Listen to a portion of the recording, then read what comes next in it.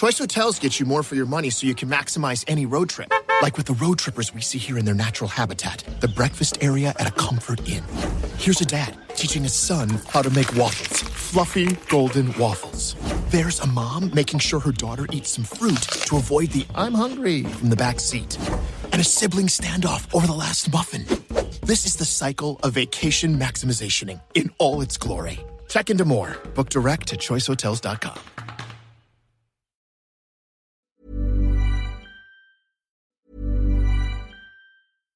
Choice Hotels gets you more for your money so you can maximize any road trip. Like with the road trippers we see here in their natural habitat, the breakfast area at a comfort inn. Here's a dad teaching his son how to make waffles, fluffy golden waffles. There's a mom making sure her daughter eats some fruit to avoid the "I'm hungry" from the back seat. And a sibling standoff over the last muffin. This is the cycle of vacation maximizationing in all its glory. Check into more. Book direct at choicehotels.com. Have you ever had to put your plans on hold due to symptoms of generalized myasthenia gravis, or GMG? Like taking that weekend trip, talking with friends, or enjoying a meal. Learn about a treatment option that may help. Visit treatgmg.com to learn more. That's treatgmg.com.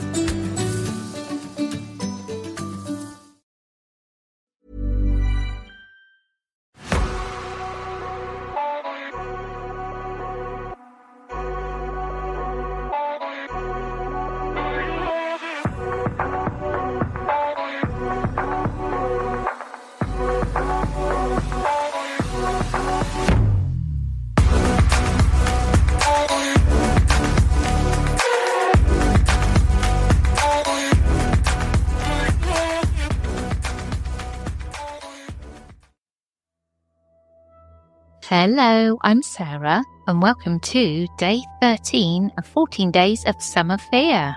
I've got one long story to share today. I'll get straight into it.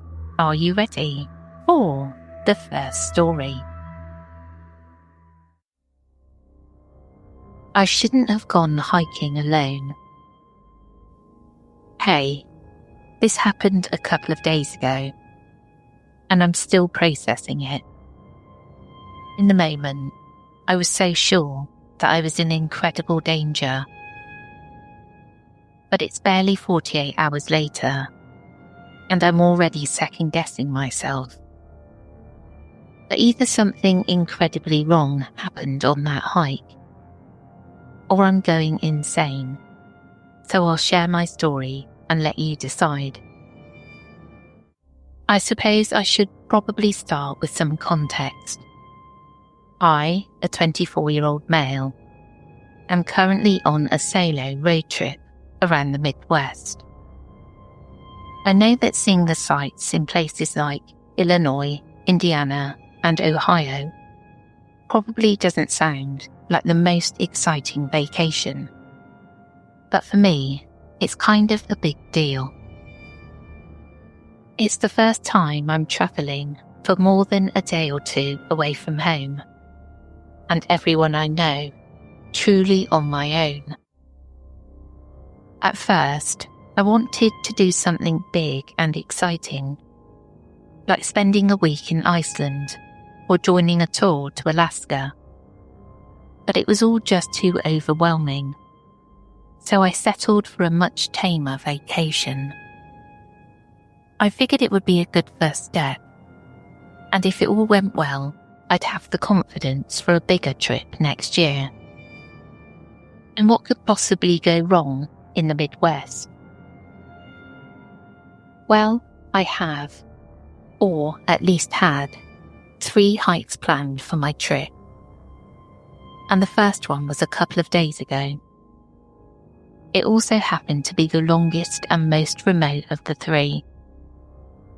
For anyone who's interested, I decided to do the Red Cedar Trail in Giant City State Park. It's a 12-mile loop that pretty much covers the whole park. According to the internet, it's one of the best hiking trails in Illinois, and it seemed like a good balance for me, between challenging but manageable.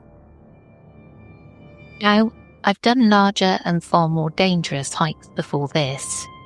Admittedly, those were done with other far more experienced hikers leading the way. But I still knew how to appropriately prepare. I made sure I had plenty of fluids, water and Powerade, some trail mix, bandages, sunscreen, etc. I had a paper map, as well as a digital copy on my phone. I let multiple people back home know which trail I was doing, and that I hoped to hike roughly from 8 AM to 3 PM. I made sure my parents knew that if they didn't hear from me by 7 PM or so, they should contact the park to let them know I might be lost or injured. I did everything right, but no amount of preparation would have helped me with this. The first thing that went wrong was the weather. I woke up at about 7 AM to grey skies and the sound of steady rain. It wasn't a storm, but it was certainly more than a drizzle. I tried not to lose hope and checked the forecast, but saw that the rain wouldn't stop until the late afternoon at the earliest. I don't really mind being out in the rain too much, as long as I'm prepared for it. But I knew it would make the trails muddy and the rocks slick. Still, I decided I'd come all this way for the sake of this hike, and I would at least try it.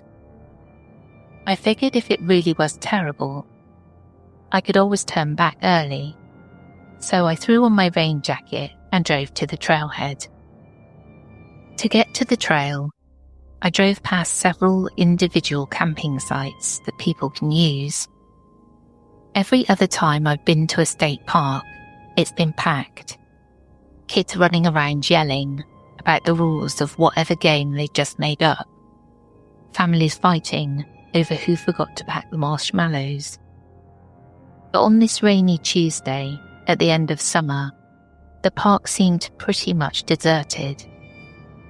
I think out of the dozens of sites I passed, I saw a grand total of 2 RVs and 1 tent, and none of them had any people out and about.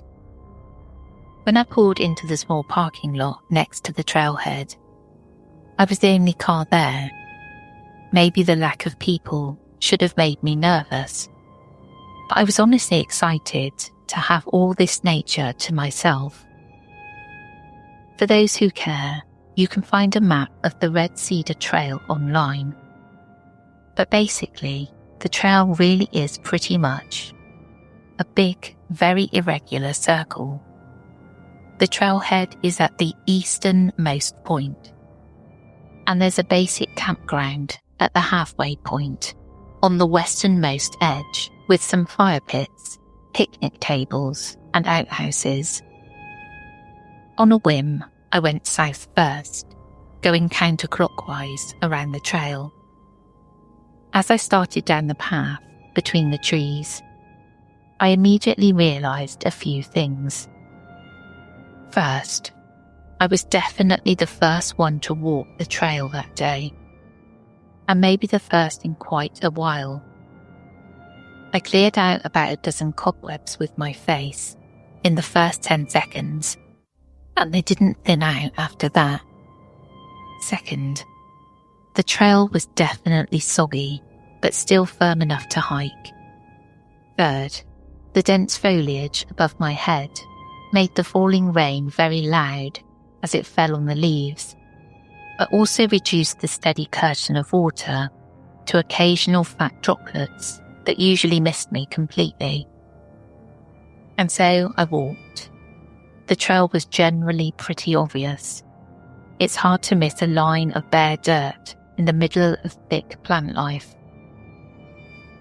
There were portions, however, where the trail was so overgrown I started to doubt it was even a trail at all, and other portions where several trails intersected, and I wasn't sure which was the correct path forward. Luckily, The path was marked by white diamonds with red circles, generally nailed into trees. As long as I saw a white diamond, I knew I was going the right way. Despite spending a lot of brain power between watching my step, looking for diamonds, and dodging the cobwebs, I still really enjoyed the first half of the loop. The thick branches above me ensured that the rain was soothing and peaceful, rather than irritating and uncomfortable. Meanwhile, the continued lack of literally any other human being allowed for a quiet contemplation unlike anything I've had in months. And so, after 3 hours, I hit the halfway point, a little tired and very wet, but extremely glad I had decided to go through with the hike despite the rain. Then things started to change. The campsite at the halfway point was empty, which I rather expected. I doubted anybody would have camped there the night before, considering how few people were in the main portion of the park. And even if they had, there was a good chance they would have packed up and headed out by then. But somehow, the emptiness of the space felt wrong. I really don't know how to describe it, other than it was quiet. I don't just mean I couldn't hear cars or people, or even that there were less animal noises, although all of that was true. I mean, everything just seemed deafening. The rain on the surrounding trees didn't seem to be falling as heavily. The wind that had been rising and falling for hours suddenly seemed to die completely. Even the outhouse doors creaking seemed quieter than it should be. At the time, I just shrugged it off. The rain was dying down, and the hinges must have been oiled recently by a ranger. No big deal, I told myself as I left the clearing to tackle the northern half of the trail. Unlike the southern half, which regularly opens up into wide flat sections and small clearings, the northern half of the Red Cedar Trail is almost entirely through dense foliage. And when I say dense, I mean I frequently had to duck or turn sideways to make sure the reaching branches didn't snag on my jacket. The trail itself was almost completely covered by foliage at points, and more than once I accidentally wandered off the trail on what seemed like the path of least resistance for a little bit, before realising I didn't see any white diamonds ahead of me. About a quarter of a mile into this thicker, darker portion of the woods, I heard a sudden rustling from maybe a dozen feet behind me. Now, I'm no stranger to walking in the woods. I figured it was a small, harmless animal, and when I looked back, I didn't see anything. I assumed I must be right. Honestly, even now, I still think that particular rustle was probably a squirrel. But the sudden sound made me realise that being alone in the woods, miles away from literally any other human, may be great for quiet contemplation, but can also make you very vulnerable. At this point, though, all I could do was keep going. I was already past the halfway point. The only way out that made sense was forward. As I continued, I kept hearing sounds that put me more and more on edge. While the rain continued to drum on the leaves overhead, there were more rustlings in nearby bushes and trees. Easy enough to shrug off, but still enough to make you jump. Enough to make you imagine patterns.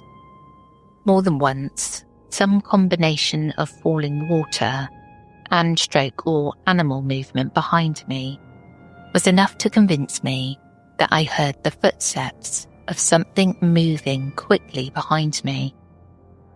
Of course, nothing was ever there, but I started to get a little paranoid.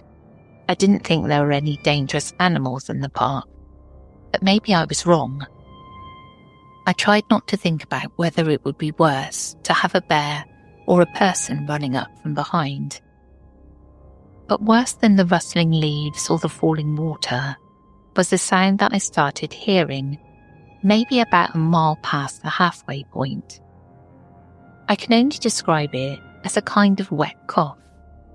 Each time, I heard a single, percussive noise off to the side of the trail, simultaneously breathy and moist. Maybe a deer could make that noise, I thought to myself. Or wait, don't people hunt out here? Oh man, what if there's a guy out there with a gun? Suddenly, I was terrified that some hunter might mistake me for an animal in the dim light and thick leaves. So I called out to make sure there wouldn't be any accidents. Hey, I'm a human. Leave me alone, please. I felt embarrassed, almost as soon as I said it. But it still seemed like a good idea. Whether it was animals or humans making the noises around me, they probably knew that I was here. I hadn't exactly been quiet as I hiked my way through the brush. Announcing myself would encourage animals to give me more space and make sure humans wouldn't accidentally shoot me.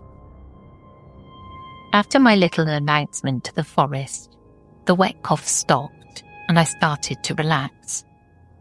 But then a much more disturbing sound started.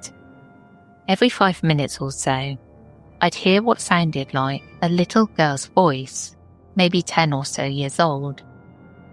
It sounded incredibly human, a lot like my younger sister, but I've never heard it long enough or clearly enough to make out any words.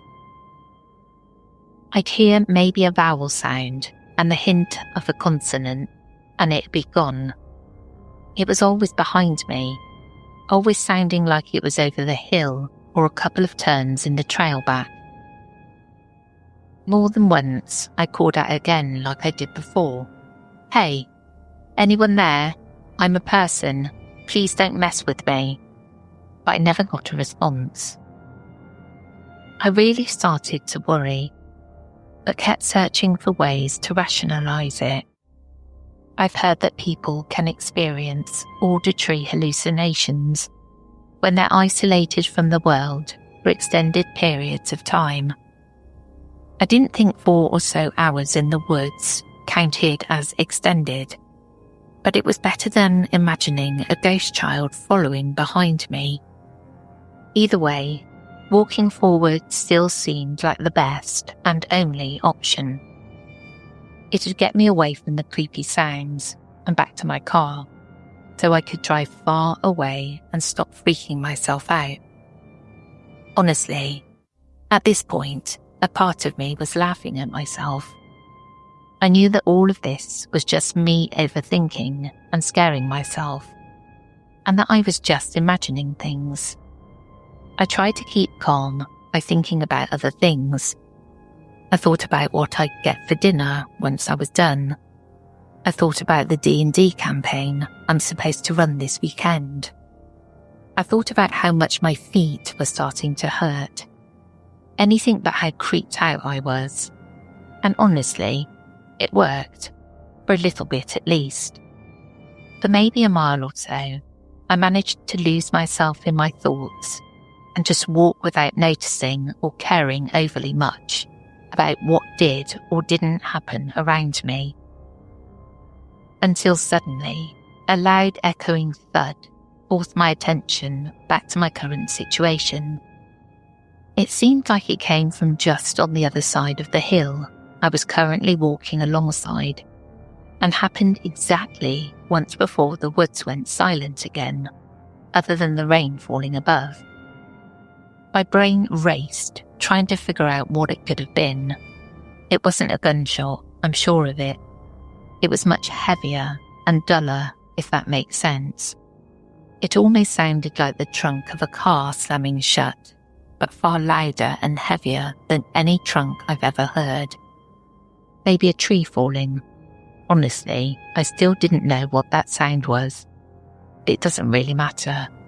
What matters is that when that thud broke my train of thought, is when I finally realised that I hadn't seen a white diamond in at least half an hour.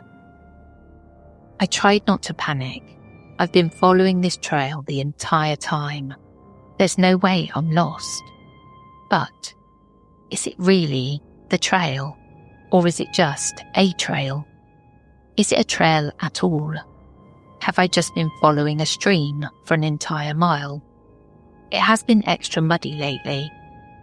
I stood there and thought for a long time about what to do, and eventually decided I had to follow this trail I'd been following backwards until I found a white diamond again. Otherwise, who knew how long I might be wandering in these woods? But as I turned around to head back, I slipped on a wet rock protruding from the ground and fell forward. I managed to catch myself well enough that I had no major injuries, but that's not why this fall was such a big deal. I can't have been on the ground for more than a second or two, but before I could get back up, I heard that same damn wet cough. But this time, it was only a couple of inches above my head. I'm not ashamed to admit I screamed as loud as I could, kicking and thrashing about, trying to hit whatever had coughed in my ear, but I only managed to punch a nearby tree and bruise my hand.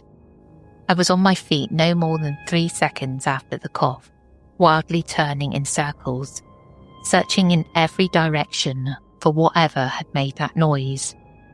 But nothing was there, just me, the woods, and the rain. As my heartbeat gradually slowed, I realised something that made my heart sink far more than all the sounds I'd been hearing.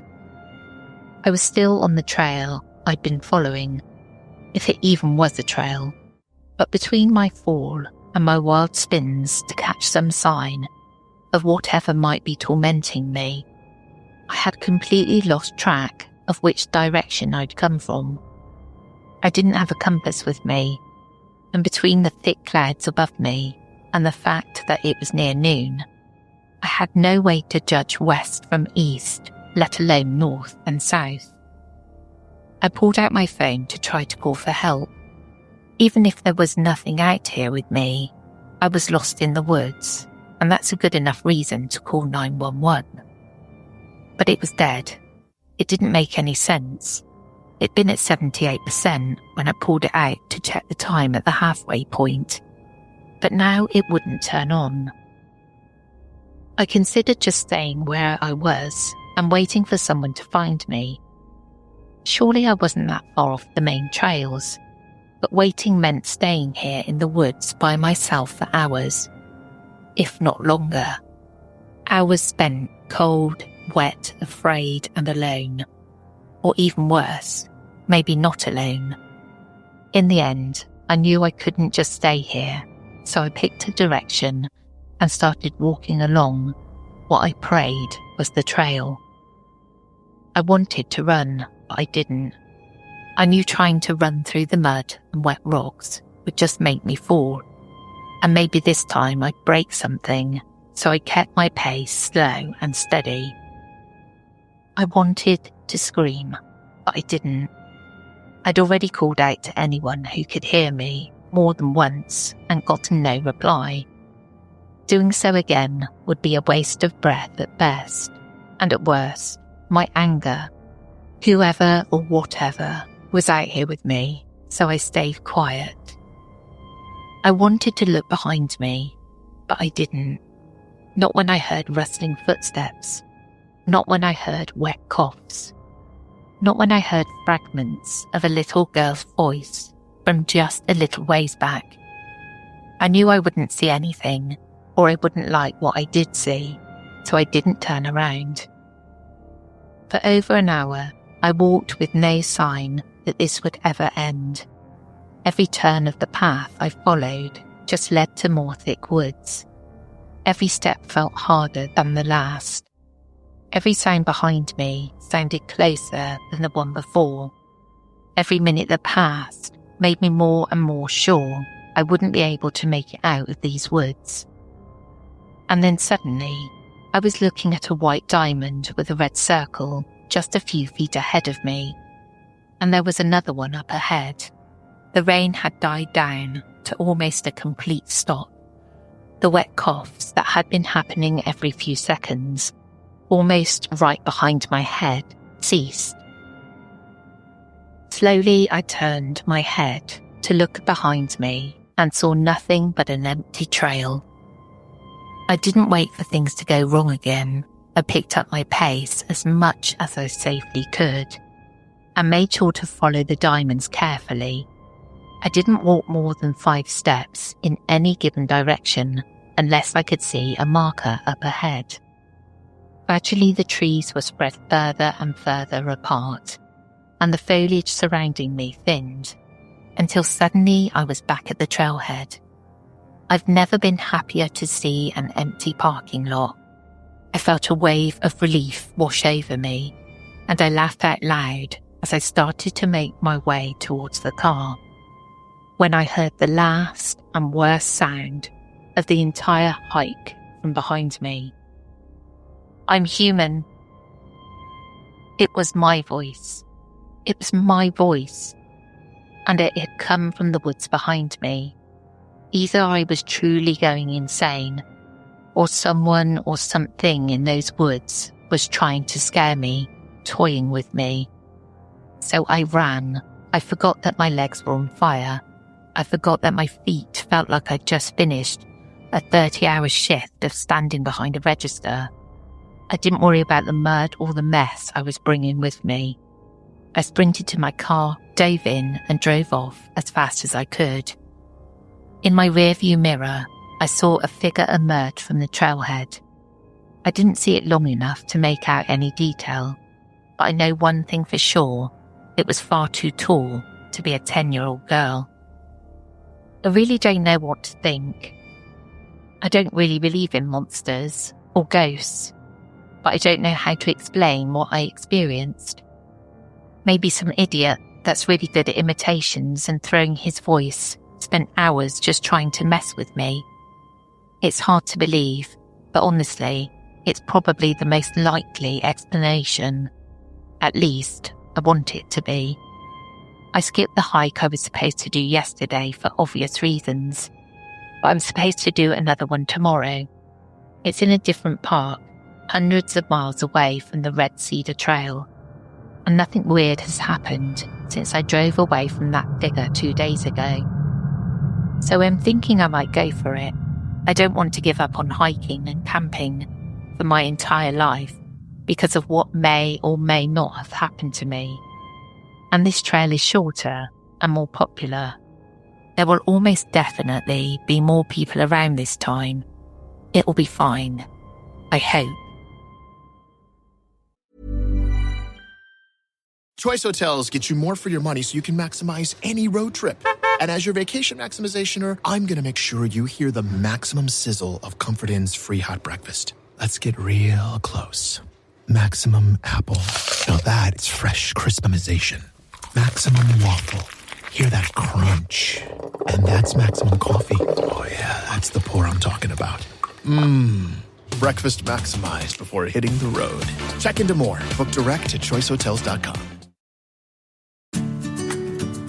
Have you ever had to put your plans on hold due to symptoms of generalized myasthenia gravis, or GMG? Like taking that weekend trip, talking with friends, or enjoying a meal. Learn about a treatment option that may help.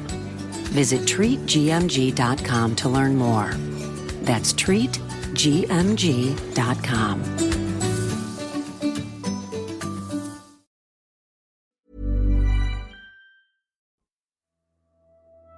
It was the end bit that got me. It really, really was. Hearing that, thankfully got back to the car safe and sound and out of there. But that's it from me today. I hope you enjoyed. I'll be back again tomorrow for the final episode of 14 Days of Summer Fear. I will say it's a continuation of this story as well, so it's another hike on another day. That'll be included in this last episode. Take care, everyone.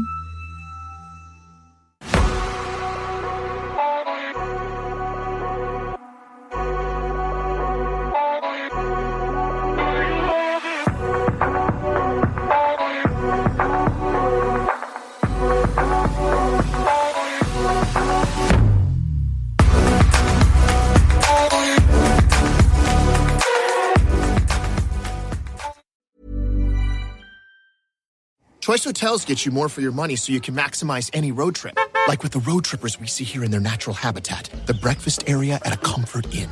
Here's a dad teaching his son how to make waffles. Fluffy, golden waffles. There's a mom making sure her daughter eats some fruit to avoid the "I'm hungry" from the back seat. And a sibling standoff over the last muffin.